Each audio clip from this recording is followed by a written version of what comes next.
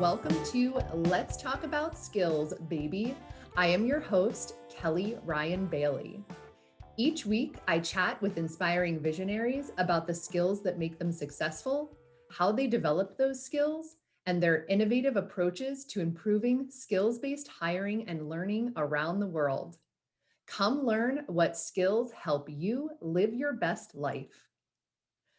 This week, our guest is Cynthia Hansen from Adecco Group Foundation. Cynthia, thank you so much for joining us. My pleasure. Thank you.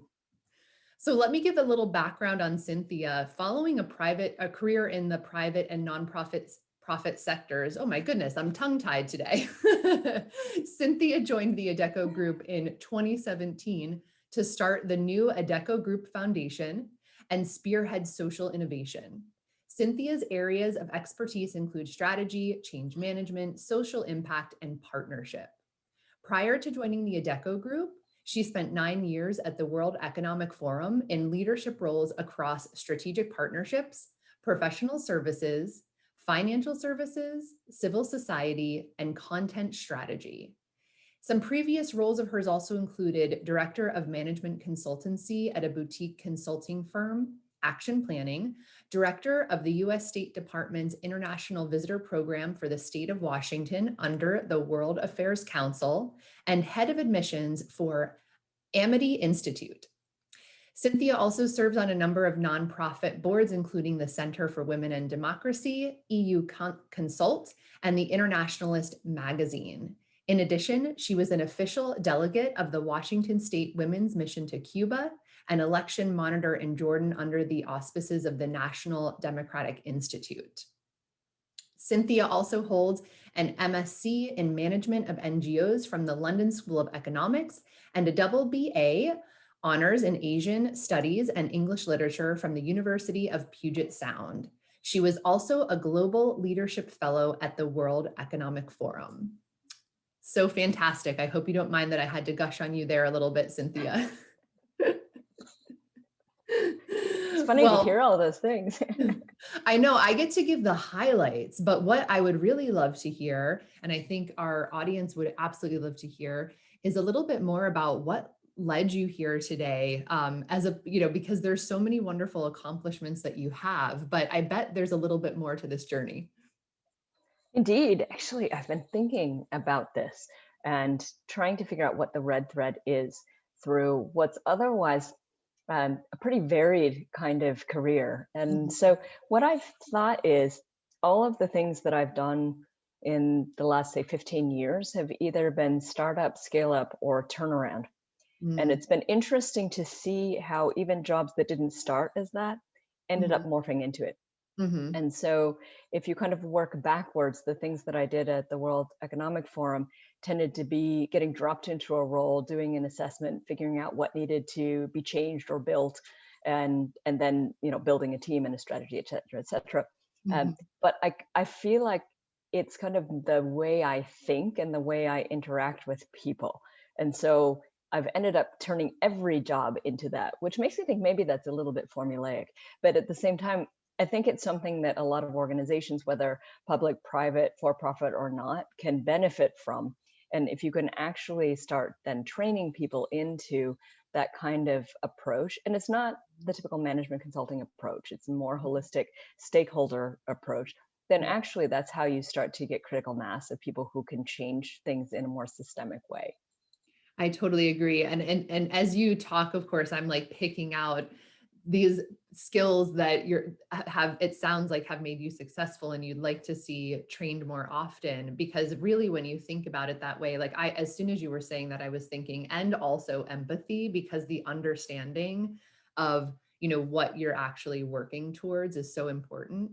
But those are the things that I was hearing as you were describing that.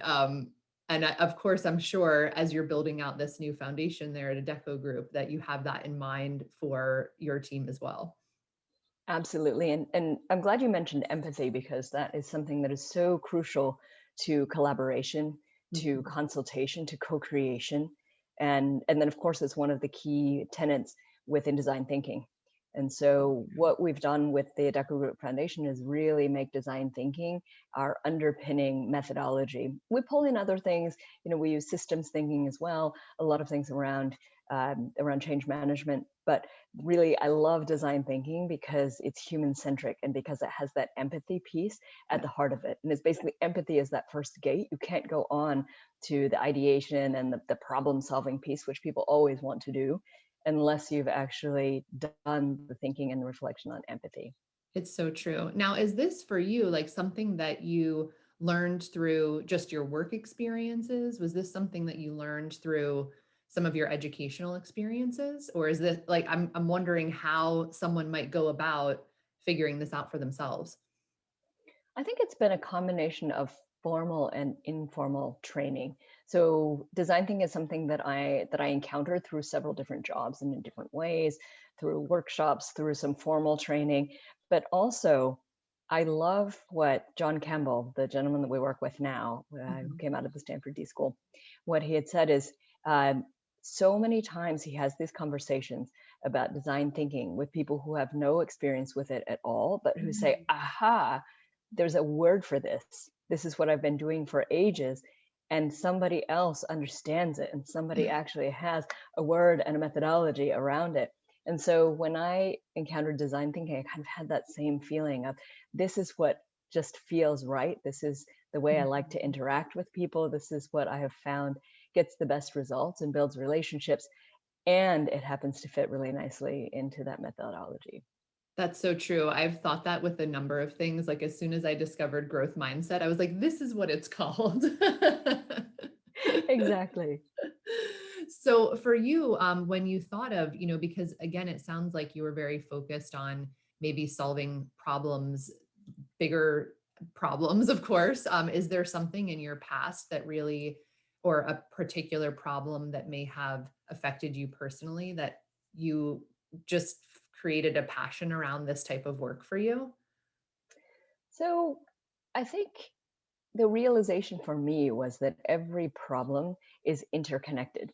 Mm, And so if the problem, say, when I came to the World Economic Forum, was that civil society was not at the table in every conversation, mhm, the problem was not, did you have the right people at the table? But the problem was, did you actually have the right network to create that conversation? Did you invite people in a meaningful way? Did you structure all of the engagement and the consultation to make sure that you would get representation? So mhm, it's not, do you have the right person, but actually, have you created the right environment to ensure that that interaction can happen? And so then kind of tracing that back, I saw that that was a recurring pattern in other projects that I'd had, other jobs that I had held, that mhm. really it was about what is the what is the systemic problem underneath, and not, you don't want to just put a band-aid on what the Right. most apparent problem is, but really look deeper, figure out what the underlying causes are, and then see how you can address those things, which again resonates with design thinking as well. What's the real problem? What are you actually solving for? And so it was back to that idea of trying to create patterns of interaction and patterns of problem solving that would incorporate that idea of getting the right people at the table and creating the space for them to have the conversation and make those contributions. So it wasn't a particular problem that I had faced specifically, but more, what was the recurring pattern of the way problems could be solved in a more effective way. That makes sense. And it's like this, I think of it that my analogy that I always use is this onion, because you almost have to like peel back the layers until you get to the root of it before the outside pieces can be, healed, I guess. Exactly. So fascinating because typically when I hear from folks that get into this kind of work, there's something that sort of gets them going, like something that they see in the world that they're just like, oh, I need to make some impact there. And that's why I always ask that question because I'm always just super fascinated at what has sort of led them into this path in their life. Not that it's not everyone's journey is fairly unique, but there's usually something there that happens at the beginning, something that they see that sparks this interest in going into this area. That makes me think about one of the the places that I started using that kind of approach the most was really around the professionalization of the nonprofit sector, Mm, which has happened, over the last, say, 30 years mhm. in different ways, depending on the local context.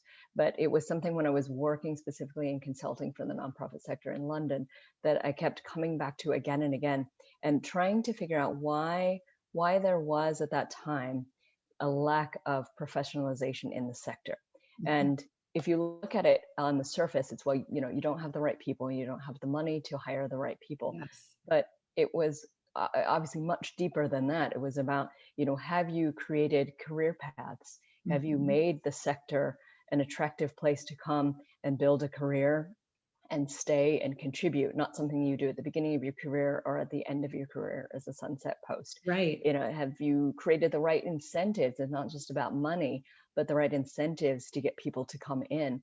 And then back to the career path idea, I think it's also about, have you allowed kind of a porous wall where people can come in and out from other sectors, Yes. gain things, contribute, and then go back.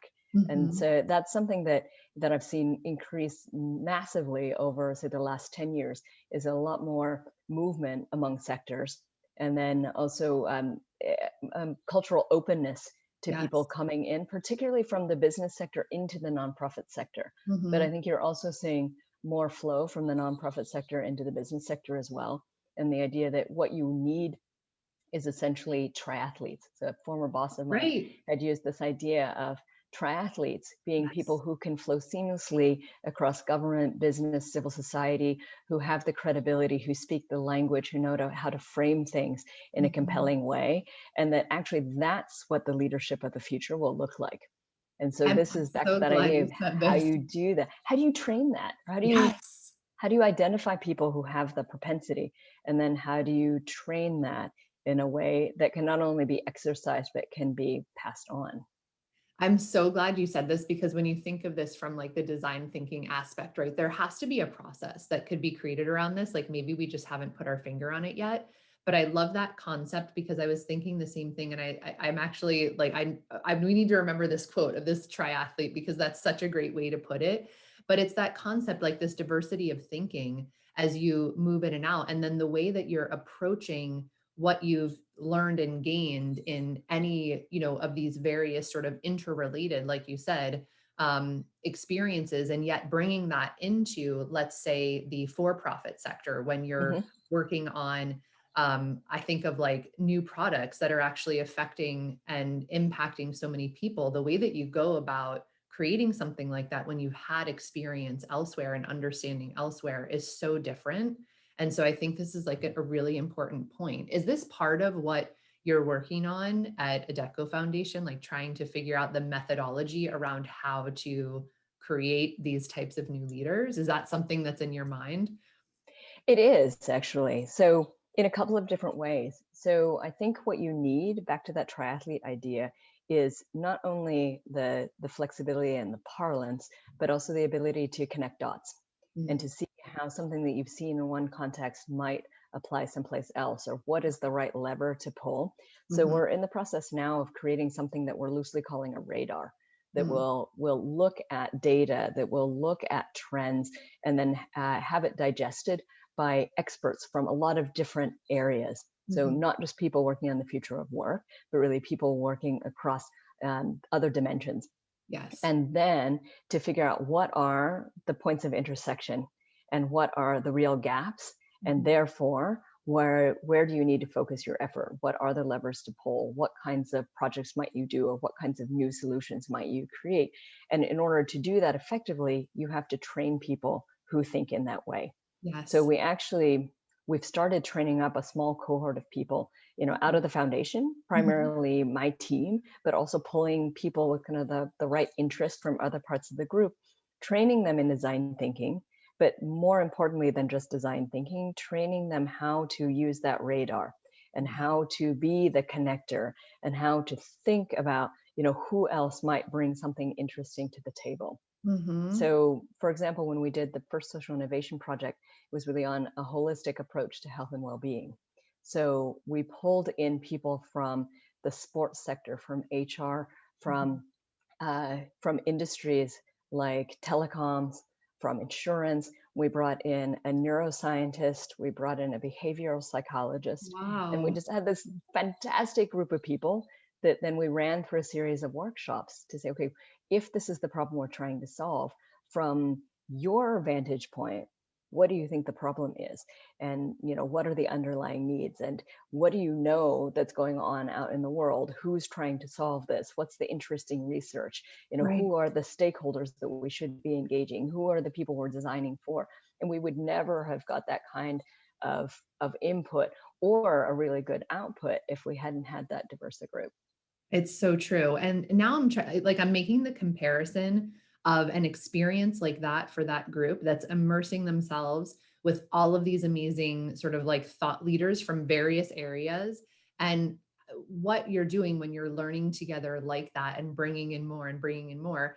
Would you see this, like, I'm trying to compare this to, let's say, a higher education experience as an example, because obviously we're making a lot of changes in the way that we're, training people. Could you see taking this sort of example and moving it into a more formal learning experience? Absolutely. So we're also part of a consortium that's in early stages, but trying to do exactly that, really around the future of work. It's called the HR Valley.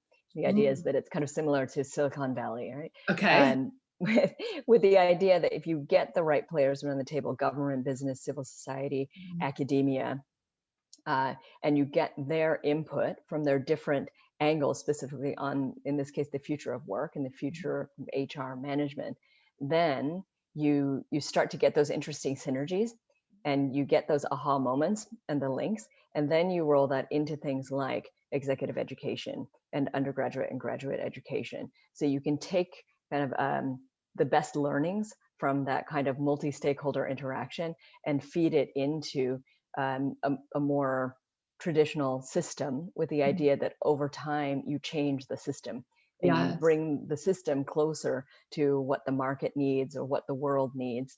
But you've done it in an authentic way because it's been Mhm. informed by the stakeholders, not that it was, people sitting in an ivory tower said this is what the world needs, but actually you've got the people there together to actually design it. Right. Now, well, here's an interesting thing, because you think about maybe like a younger person that hasn't had the experience that we've been fortunate enough to have as we've created our, unique paths, right?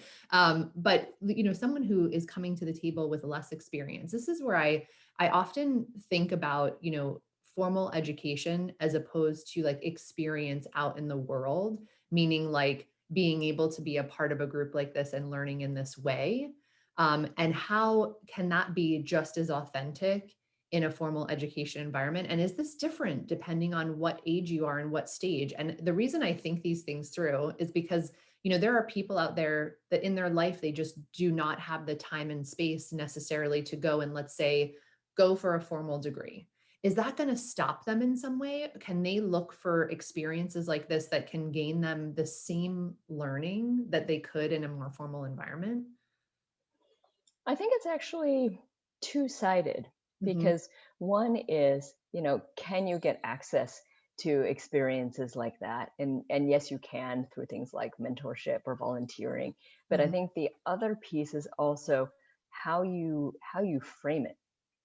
And so actually any experience that you have could be framed as a learning experience.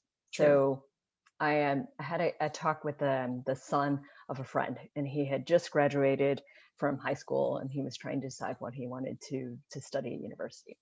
And he thought he might want to go into business, and he thought he wanted to do something with people. And so we started talking about what he liked and what he didn't Mhm. like, and what his previous experiences were. And I said, "Well, have you had a job?" And he said, "Yeah, I was just a ski instructor." And I said, "But what did you learn as a ski instructor? Who did you work with?" Well, I learned that I needed to be on time. I learned that everybody processes information in a different way. I learned Mm, that, teaching teenagers is different from teaching kids. And I said, okay, mm. if you just take that little experience, you learned how to manage yourself and your time. You learned how to interact with different people. You learned how to communicate information in a way that people were going to be able to take on board through Yeah. different learning styles. Right. You thought about what you liked about that job, and then you thought about maybe what you didn't like about that job. So here's a whole bunch of information that will help you make a decision about what you want to do next. And he said, Hmm. okay, I hadn't thought about it in that way. So he'd had the experience, but Right. he just needed to frame it as a learning experience rather than a weekend job that allowed him to ski. Right. Wow, it's like you're making me think through like I'm virtual schooling, well, at least attempting to help. My husband, I think, is probably more on top of this than I am, but especially our kindergartner. And you know, when you at the end of the day, everyone I'm sure has this right now where they're doing like the reading assignments at the end of the day. So the child, whatever age, we just happen to be more hands-on with our 5-year-old, you know, read something and then we have to reflect from that reading. And I think of just like even at these most youngest ages where we're sort of learning how to take what we experienced and turn that into reflection. And I think that's such an important point to remember because a lot of times, I mean, I think of like every interaction, every conversation that I have as a learning experience. And if we just reframed our thought process on that, we could see and we could understand and then be able to communicate what those pieces of learning were. I think it's that last piece that is so important, the idea that you can communicate what you learned, and then ideally the value that you gained or the value that you contributed. And Mhm. so I ended up talking with my team quite a lot about this. It's not the laundry list of what I did, but Right. rather what was the problem? How did I go about understanding it and coming up with possible solutions? Mhm. And then what was the outcome of that? Because you could have found a great problem, done lots of stuff, and had no result. Right. So it's how do you frame it so that you Mhm. show what you learned so that somebody else can learn from it and Right. then not repeat what you did, but rather build on that. Right. And I would also say that even if it wasn't successful, like this is one thing that I think just in general, our, you know, society, people tend to like run away from or not want to talk about the moments Mm. that we might call failure. But that's just like a misstep to know that like that's not the right way. Let's try another way. And sharing that Hmm. learning experience as well is so important because, like you said, building upon that. So we know if like that direction didn't work, like all good, like we should share that as well. Absolutely. Well, we've tried to build that into the social innovation lab as well, because we borrowed a lot of the methodology from software design and Mhm. from obviously design thinking came a lot out of industrial design. But Yeah. the idea being that it doesn't need to be perfect. What you're trying to get to is some kind of viable prototype, and in order to get there, you're going to have a lot of things that don't work, and you'll learn along the way, and that's part of the process, and it's completely fine. But it's interesting to see how particularly people from different backgrounds, different cultures, Mhm. kind of deal with that. Is it okay to fail? Is it okay to walk into a workshop and not be the expert? Is it okay to not know all the statistics, but be a good facilitator? So things Right. like that are back to, how do you train people? There's things that not everybody is comfortable with because there's a lot of ambiguity in that. And so this idea of training people also how to deal with ambiguity and how to work in ambiguous situations, I think is really important, particularly, in today's world where so much is really ambiguous. It's so true. Now, when I'm curious with this particular cohort that you've been working on, and obviously all this, you know, social impact that you're working on through the foundation, are you seeing in terms of future of work this concept of these types of leaders? And I would say leaders because that sort of trickles down right through an organization. So I focus on the leaders first, but like this type of training to be so important to the future of how organizations are performing in our world? I think what I'm seeing for the most part is it's coming at a middle level. Mhm. There are a lot of people in that middle level who have maybe a little more ability to play and are Okay. testing these things out. There are some great leaders at the top level who are embracing this, but I think it's maybe slower to come in large or traditional organizations. Mm, And you see it a lot, obviously, in the startup scene, of but that's course. different. You have much more control at that level. Exactly. But I am seeing people, kind of in the middle levels, whether in HR or in social innovation labs, we're able to play with this. And Mhm. our hope is that if we can do this in the foundation, which is technically outside the group, that we can actually then seed into the group these ways of working, these ways of thinking, and then find the like-minded people across the group. And there are good pockets of this, who are interested, and that's how we create critical mass and Yeah. start to change the behaviors wholesale. So honestly, when I came in 2017, there were little forays into design thinking. It had come in a little bit to sales. And now what we see is there are big pockets of it, both that have grown up within the group, but also through acquisition. So about now 2 years ago, we bought General Assembly. General Assembly already Mhm. came with a really big practice around design thinking. So it just adds to that critical mass. That's fantastic. So what are some of the other, besides, I know you mentioned this, the radar concept and this cohort that's gone through, what are some of the other amazing innovations that you're working on through the foundation? Um, we're looking at how we can co-create real solutions with partners and Mhm. then spin them off. Okay. And so some of this has been kind of interesting reverse engineering. Mhm. So, so for example, we inherited a relationship with a music festival, and Ooh. this had traditionally been really just sponsorship out of the group. Mhm. The music festival is great. This is the Lucerne Festival. Um, but when it came into the foundation, I was interested in how could we actually add social value. And Mhm. the Lucerne Festival actually runs an academy every year for young musicians. Wow. And so I thought, what do young musicians need? What are they not getting? And so when we spoke to some of them, they were not getting a lot of guidance on career and career Mm. building and understanding the world of work. They tended to be selected really young, Mhm. trained narrowly, trained often in this case for either solo performance or ensemble performance, and they Mhm. hadn't really looked at anything else that they could do. And so we actually adapted some methodology that we had that we developed around athletes, Mhm. and then kind of did a bespoke version of this for musicians, where we came in and just helped them better understand the world of work, helped them Mhm. understand if you're young, how you build a career, how you build a personal brand, how do you keep yourself from being exploited as Mhm. well. Oh, yeah. How do you make sure that you understand what your options are? And then back to the idea of framing, how do you frame what skills you have as a musician or as an athlete in a way that an employer will understand?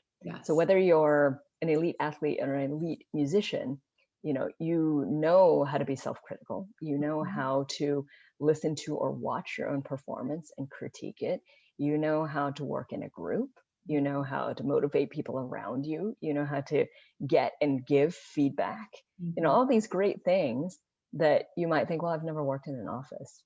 I don't have the skills that I need for an office, but you probably do. You just Right. need to think about them differently and then maybe translate them into slightly different language.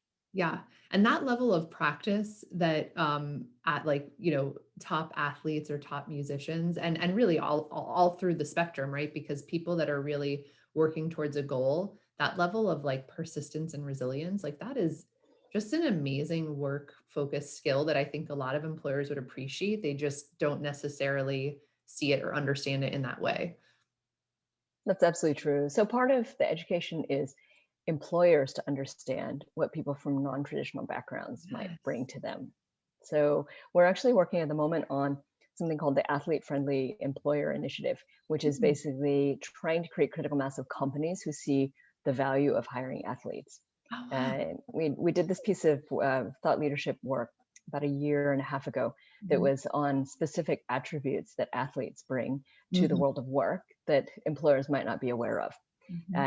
And what we've done now is actually built this out into a self-diagnostic tool that we're about to launch, where Oh, you wow. as an athlete can go online, take this survey, and then it will say against those 8 attributes, here's where you're strong, here's where you're not so strong, here's how you might increase that, and maybe you're interested in other kinds of training, here's where you might look. So it kind of sets you off to increase your skills as well. It's not just a diagnostic, but it helps you figure out what to do with the information.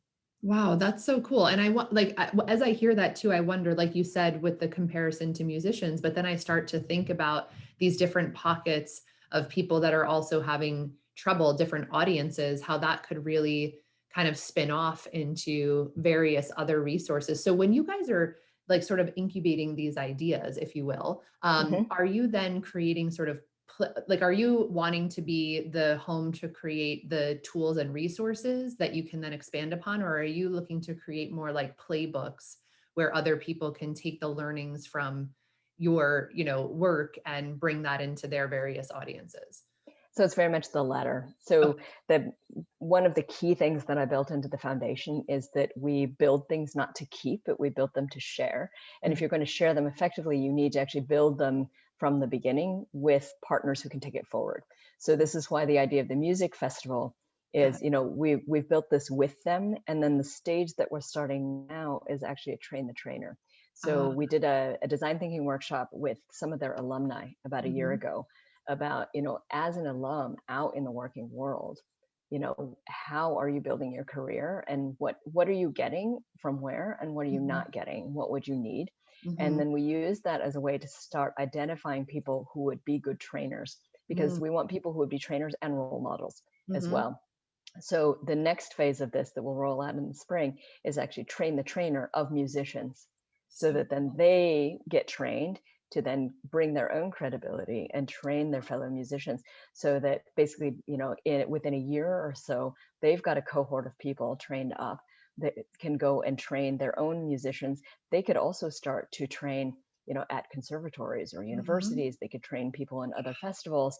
Then ideally you start to be able to charge for this model, and then Right. you're providing employment to people as Right. well. And Exactly. we can then step out because we've seeded it, and Mhm. then we've given them this gift that they can take forward.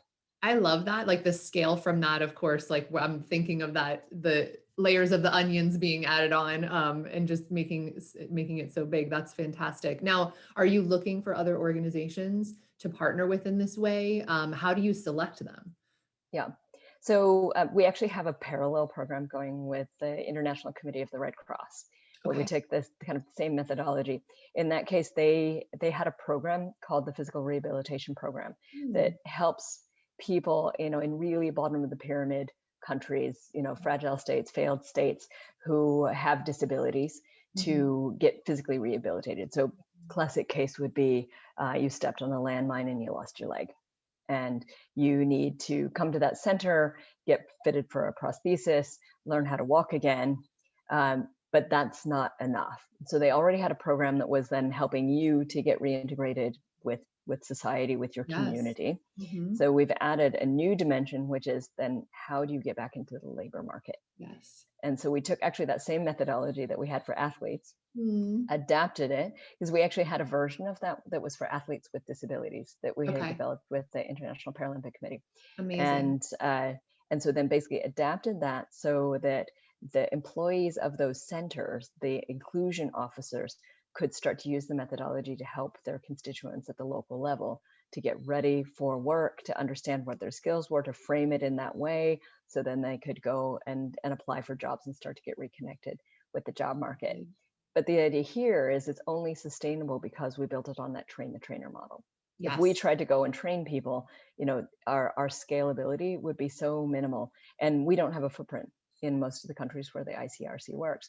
Got So it was much more effective to then build it with them, do the train the trainer, and then let them be the replicator of it. It's so true. Now, did you guys initiate this partnership, or did they come to you? Like, how do you form these partnerships? So in that case, it was a partnership that had started because they have something called the Corporate Support Group. And Uh-huh. so the Adecco Group had joined the Corporate Support Group. Okay. It got shifted over into the foundation. And then I was looking for, rather than essentially being a wallet, which is the relationship often Mhm. between corporates and Right. international organizations or NGOs, how could we do this in a co-creation format? And so we took that. So we basically took something that we had, a bit like the music festival, and then built it into something that we wanted it to be. But this basically gives us the track record of Right. having done it. And then we get to this point where we can successfully spin things off. And then at the same time, we're starting this pipeline of new projects that we actually do from the very beginning. And then Right. you choose your partners from the beginning based Okay. on their ability to scale at the end. Okay. That's really interesting. Now, do these partners, like, I'm trying to think of, do they come and, apply to, work with you? Do you guys curate from people that you know, and obviously these like radar groups and such, or are there people out there that can come and say like, hey, I'm actually interested in? It's a little bit of both. Okay. So at the moment, it's really been us proactively going out to people that we know. Hmm. And this is where the World Economic Forum has been really useful because Very the cool. network is very big. Yeah. Um, but I think increasingly we're getting noticed for this. And Mhm. now we get organizations coming to us saying, can we partner with you? Of And course. so I think we're going to need in the future to have some other sort of vetting system so that as people come to us, then we figure out whether there's a fit. But there's a very fine line between I want to come and partner and I have a project I want you to fund. And Exactly. so and we get lots of those as well, but we're not a granting organization. So it's very easy to say, no, that's not what we do.